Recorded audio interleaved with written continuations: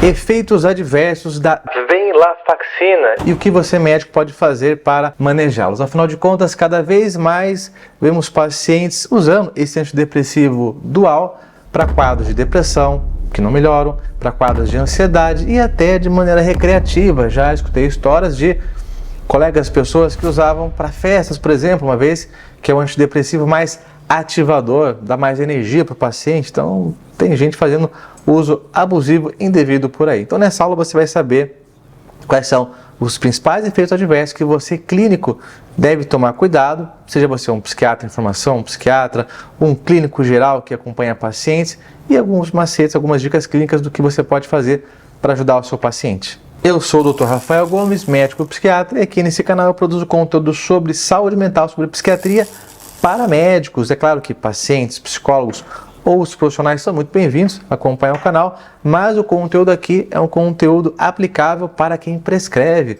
para os colegas médicos. Então, se você tem demanda em saúde mental dos seus pacientes, independente da sua especialidade, já se inscreva no canal para receber dicas práticas para você transformar a vida dos seus pacientes através do cuidado em saúde mental. Então, o primeiro ponto que você tem que entender, não só para a venlafaxina, mas para qualquer psicofármaco, é que todo psicofármaco vai ter algum efeito adverso. Isso acontece porque a ação da medicação não vai ser ali só no neurotransmissor, na região anatômica específica associada ao sintoma psiquiátrico do paciente, mas uma vez que a medicação vai bloquear a recaptação de alguns neurotransmissores, no caso da venlafaxina, a serotonina e a noradrenalina, e por isso ela é chamada de dual, porque ela vai modular esses dois neurotransmissores, mas isso vai ser feito em regiões anatômicas outras que não aquelas que vão promover um benefício terapêutico. Então, por exemplo, se ocorrer uma modulação dessas monoaminas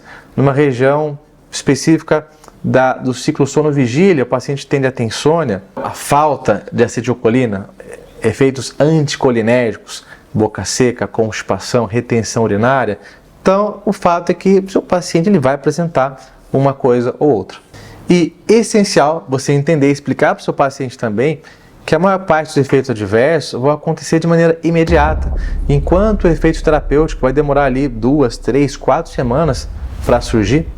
Os efeitos adversos já são imediatos. Então é essencial que você explique para o seu paciente, até para ele não abandonar o tratamento. Isso é muito comum de acontecer. O paciente vai chegar reclamando: poxa vida, doutor, nem tomei a medicação pelo tempo que você falou, só passei mal, não vi benefício nenhum, e no começo é assim mesmo. Pois bem, então quais são os efeitos colaterais mais frequentes, mais notáveis? Lembrando que todos costumam ser dose dependente, ou seja, quanto maior a dose, mais intenso o efeito adverso. Cefaleia, muito comum, náuseas, às vezes vômito, ativação, insônia ou até sonolência, alguns pacientes podem sentir também. Redução de apetite, sudorese, o paciente fica suando bastante, principalmente à noite. O paciente pode ter pesadelos também, pode ter uma perda de apetite. Tem até algumas pessoas que usam para emagrecimento, não tem esse fim, mas os pacientes ficam inapetentes, principalmente no começo, até porque estão meio nauseados. E disfunção sexual, muito comum também o paciente ter uma redução da libido, ter um atraso do orgasmo, ter dificuldade de manter ereção, os pacientes masculinos. Raro, mas pode acontecer uma hiponatremia no seu paciente, principalmente pacientes idosos, e para doses mais altas, acima de 150 mg dia, 300 mg dia, pode haver um aumento da pressão arterial. Então, se o seu paciente é hipertenso, cuidado, é interessante você fazer a aferição da pressão arterial do seu paciente antes e depois de introduzir a medicação. É importante você saber também que existem alguns efeitos adversos raros, mas que são perigosos. Então você precisa saber que se o seu paciente apresentar, há uma chance de isso estar associado à medicação. Que são crises convulsivas, muito raro, mas eventualmente pode acontecer. Crise de mania, uma virada maníaca, o paciente na verdade ele é bipolar, não tem depressão, ele faz uma virada maníaca, com antidepressivo venlafaxina. Pode acontecer em algumas situações específicas, mais em jovens, uma piora de uma ideação S. Ou seja, você percebeu que a lista é grande.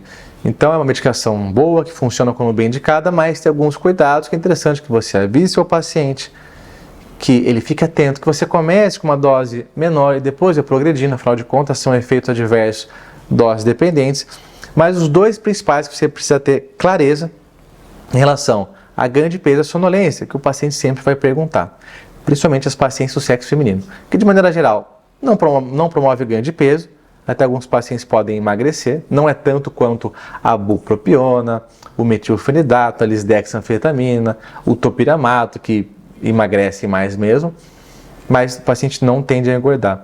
E não costuma causar sonolência, costuma ser uma medicação mais ativadora. Eu digo isso porque é um medo muito comum dos pacientes, medicações que sedam, que dopam, aquela história, doutor, vou viver dopado, e não é nada disso que acontece. Pois bem, e na sua prática clínica, o que você pode fazer para melhorar a vida do seu paciente que teve uma melhora clínica da sua depressão, da sua ansiedade com a venlafaxina, mas teve esse efeito adverso?